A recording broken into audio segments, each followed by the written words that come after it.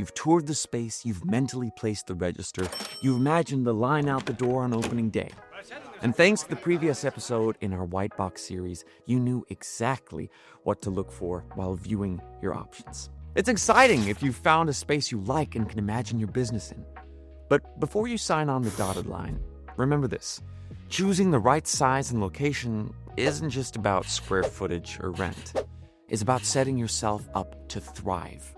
In this episode, we'll share 6 questions. If you can answer yes to all of them, you know you've probably chosen the right space for you.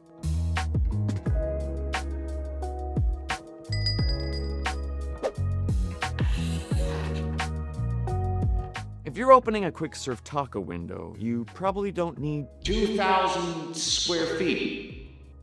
If you're building a wine bar, is there space for ambience, not just tables jammed elbow to elbow? Think carefully and consider this. Your concept should drive the foot traffic, not the other way around. When it comes to square footage, kitchen layout, or outdoor seating, these aren't just boxes to check. They're part of the guest experience. If your idea needs intimacy, maybe it's best not to settle for an echo chamber. So, the first question is, does the space match the concept? In your new space, you're not just renting the walls. It's the full monthly picture. Common area maintenance charges, or CAM fees, insurance, utilities, garbage, signage. It might sound overwhelming, but don't worry. You just have to make sure the numbers make sense. Not just in your best month, but your average one. Build in breathing room for quiet seasons. Set up costs and curveballs.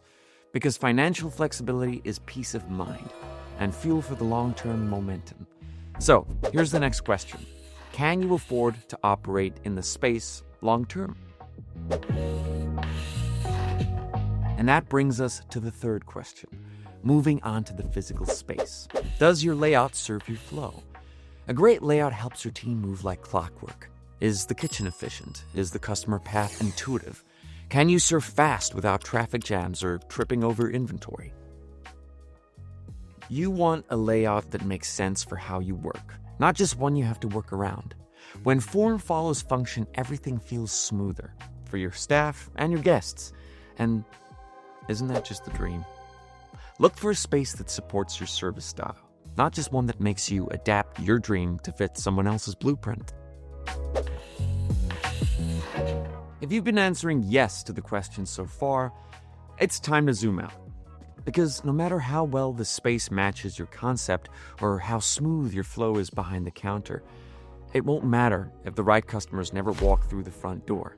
But we're here to help you ensure they do. In episode 4, we discussed the importance of knowing your target audience and knowing where they are. Things to keep in mind, like if you're serving after-school snacks, are there schools nearby? If you're offering late-night bites, is the area still awake after dark? You don't want the perfect space that's in the wrong spot. So, is this location working for your target audience? It's time to consider the long term, beyond just the next chapter, and how this space will serve you. Is there room to add seating, upgrade your equipment, or expand your offerings? Or can you reconfigure what you've got to handle the growth smartly? Ask yourself if you can grow in the space, and remember that sometimes the best space isn't the biggest, but it's the one that's most adaptable. Lastly, and most importantly, does the space excite you? Your instincts are a business tool. Does the space give you energy? Can you picture yourself walking in every day and feeling proud? If your gut's saying something's off, don't ignore it. That's your experience speaking. You might have to slow down or rework your plan. But if you feel motivated and maybe just a little nervous, in a good way, you're likely standing in a space that could become something special. The right space won't just house your dream, it'll support it. Ask the tough questions now so you don't face the tougher ones later. The right space should energize your team, welcome your customers, and support the kind of growth you're aiming for. So, trust your numbers, your vision, the layout, and your gut. You want to make the call with clarity. Things are really heating up now, and we're ready to get to work. So stay tuned. On later episodes of The Whitebox, we'll talk through planning your grand opening, building a winning team, and key numbers to track when running your business. Also, subscribe and like for more. And then click on that next episode. But like it and then subscribe and then next episode. Okay. By the way, the Whitebox is a pretty great space. I'm not gonna lie, it's like rental per month is not that bad. Yeah. It's small, but it's cozy. I like to call it my own,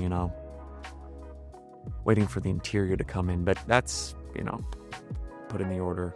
It's shipping. Anyway, let's get to the next episode. But then also subscribe and like.